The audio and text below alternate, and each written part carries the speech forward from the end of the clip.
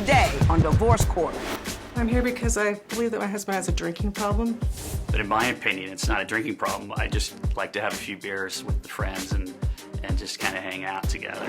And Ron and I have a problem with affection. He doesn't show me any affection. He doesn't hug me hardly ever or kiss me, and it's something I really need from him.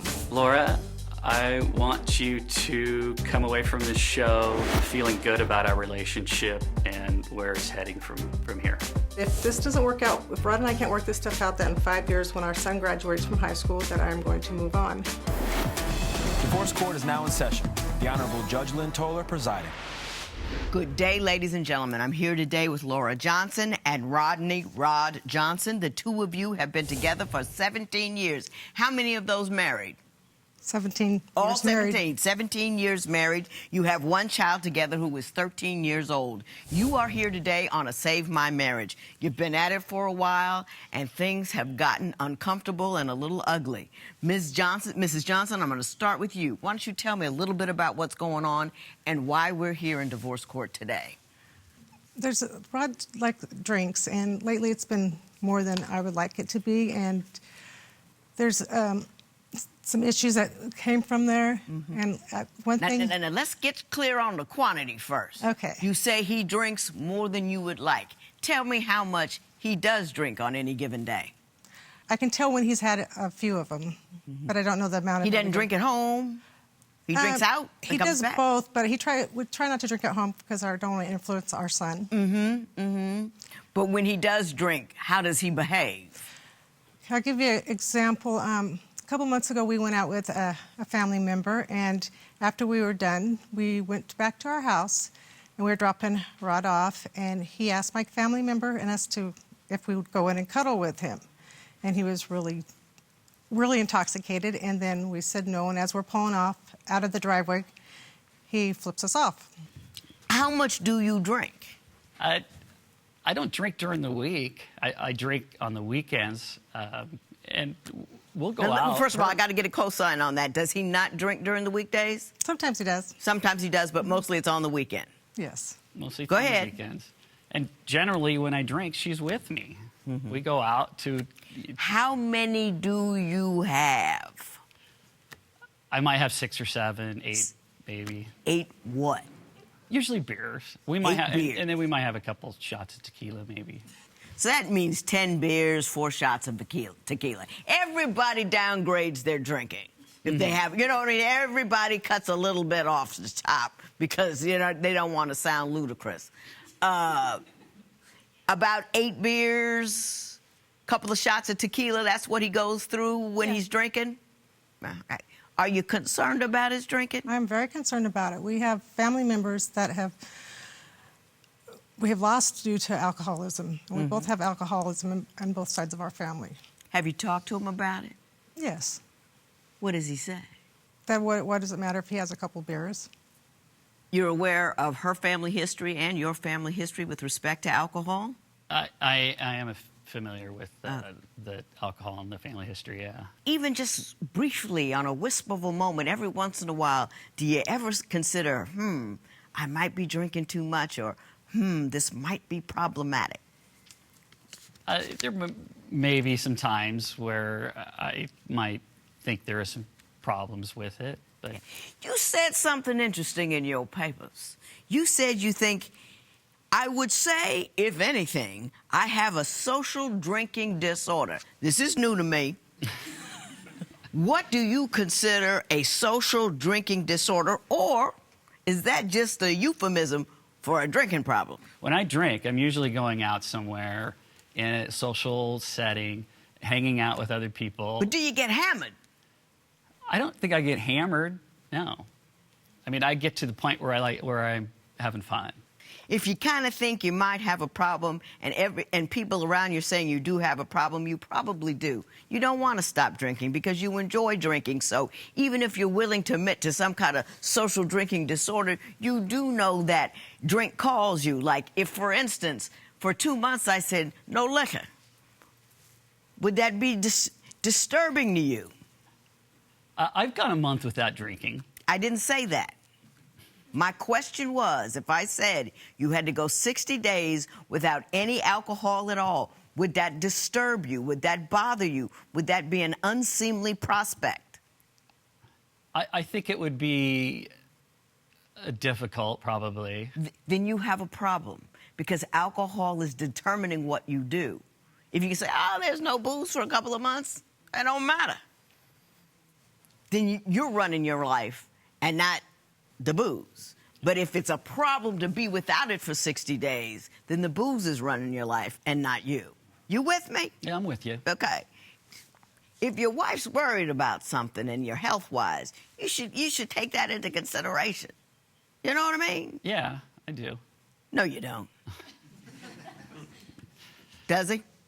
No. He don't. You don't. You know, men are like that. That's how you people are.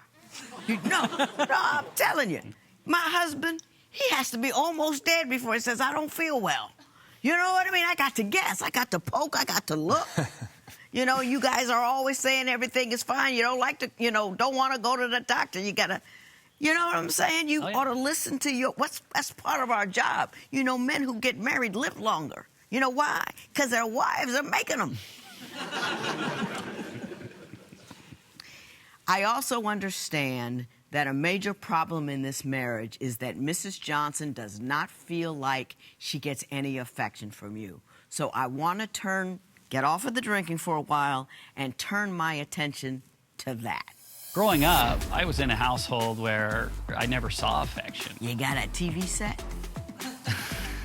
Yeah. Ever been to a movie? Yeah. You see any kissing and touching on those things? Yes, I do, yeah.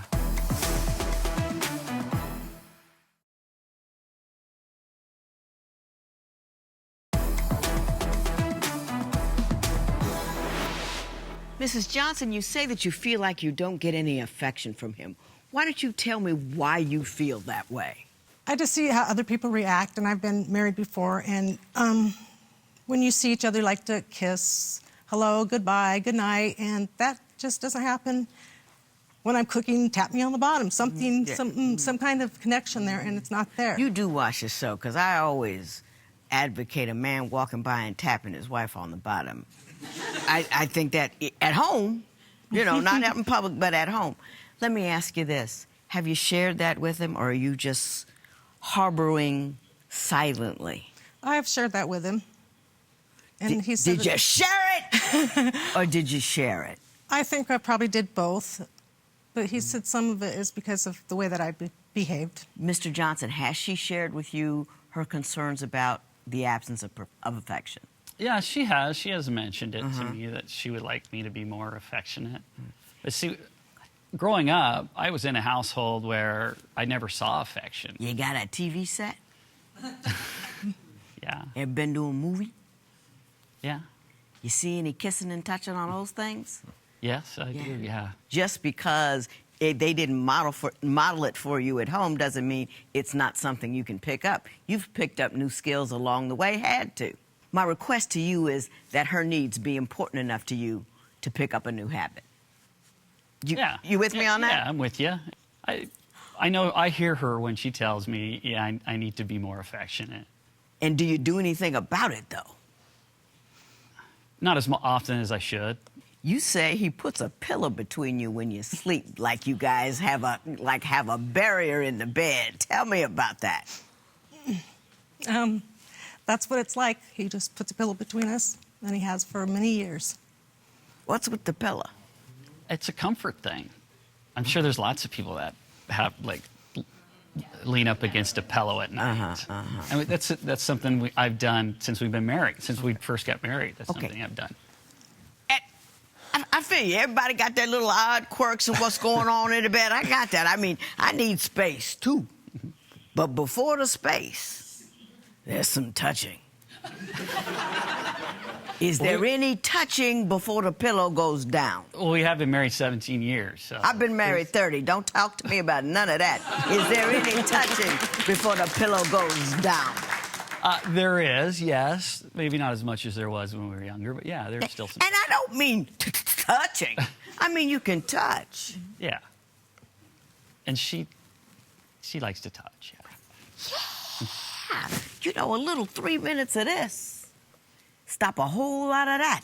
Yeah, that's true. You with me? I mean, if you want to look at it as a personal gain, shut her up by holding her. You know what I mean? I want to get off of you for a minute because it looks like I'm beating you up. But I can't, because the next thing I need to talk about is the fact that you had an affair and how she is still suffering from the effects of it. So we're going to have to go there, and then I promise I'll find out what she's doing to annoy you. So you were touching her. You were holding her, kissing her, all the things that she wanted, yes? Well, yeah. Would you be able to stay in a relationship that had no affection? Tell us what you think at Divorce Court. Divorce Court will be right back.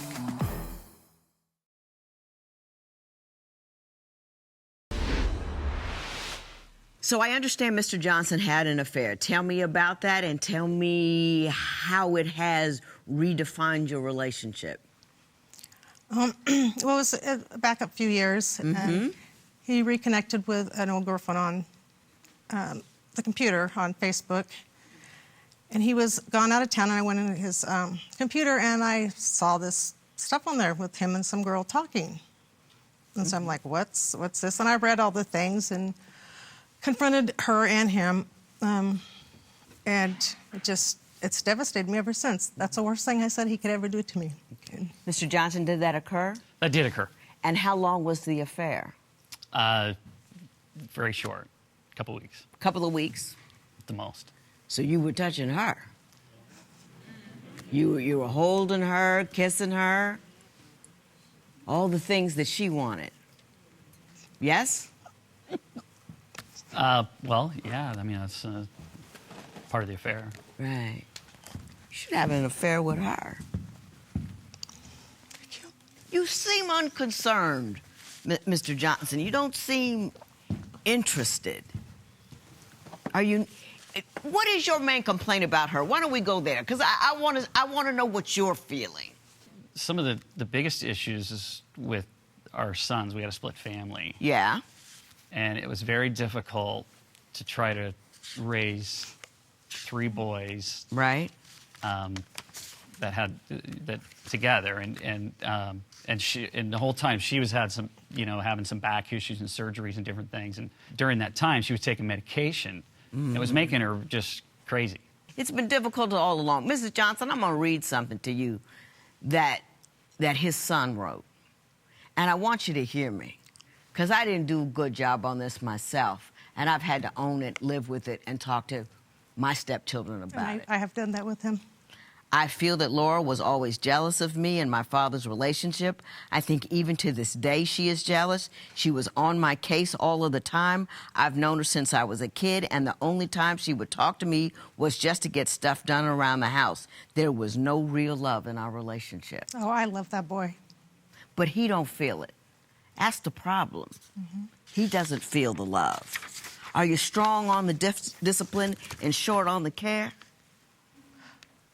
Yeah.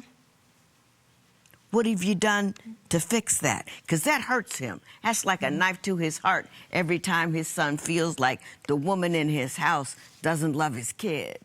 Oh, and his son also told him that, you love Laura more than me.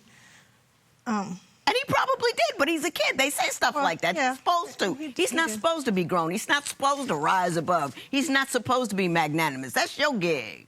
You're You know right. what I'm saying? But you got to love them before you discipline them.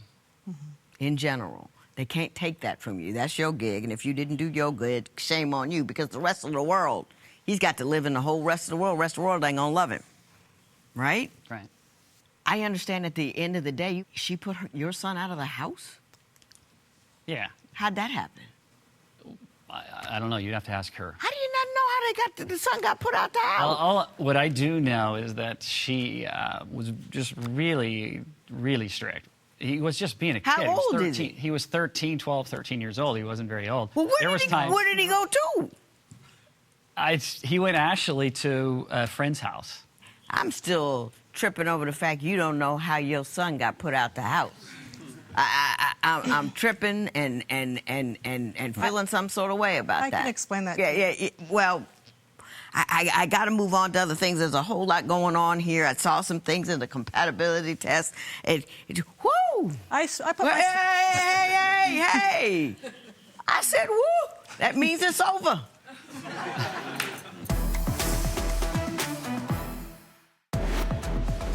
What would you do if your spouse mistreated the children you brought into the relationship? Share your opinion on Twitter and Instagram at Divorce Court. Divorce Court will be right back.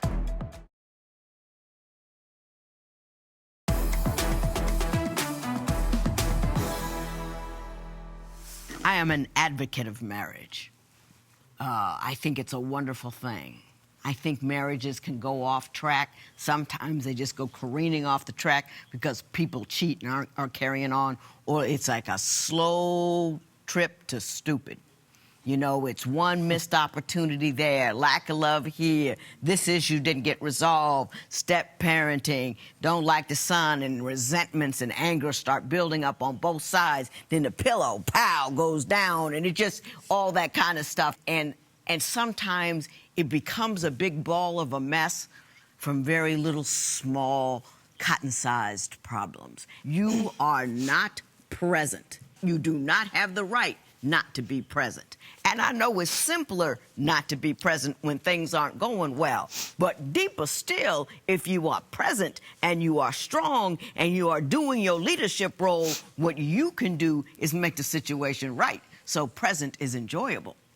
Alcohol is another way to be not present because you haven't handled the business. It's your job to make that relationship between your wife and your son okay. You actively engage in processes which support that. You get them together, you go out together, you tell them what to do, you get them, all that kind of stuff. Do you understand what I'm saying? I understand. You know what I mean? Mrs. Johnson, you have to be the subject of all of your sentences. You have to be the author of all your stories. You have the power to determine what you do and how you do it. You've got to be proactive in your life. You can't just be there, not happy, and cry. Do you feel what I'm saying at all? A slow road to stupid happens when you, one missed opportunity at a time, where you speak your mind logically and rationally, where you say, hey, I don't like how this relationship is going. I don't like. Sit down with him. My son and I aren't getting along. Let's get on a game plan of what you're going to tell him about your discipline and how I'm going to pull him in and love him. It's a process and a procedure that you have to decide to engage in. Responding and reacting and not being proactive. That's all I'm trying. I'm trying to give you news you can use. Not fuss at you about what you did. I fussed at you about what you did. I think everything in your life is fixable. I think this marriage is fixable. You have to engage, re-engage, and you have to get control over how you feel and make decisions about what you want to do. You understand me? And if you can't do it by yourself, go see somebody. I wish you two the best. This matter is adjourned.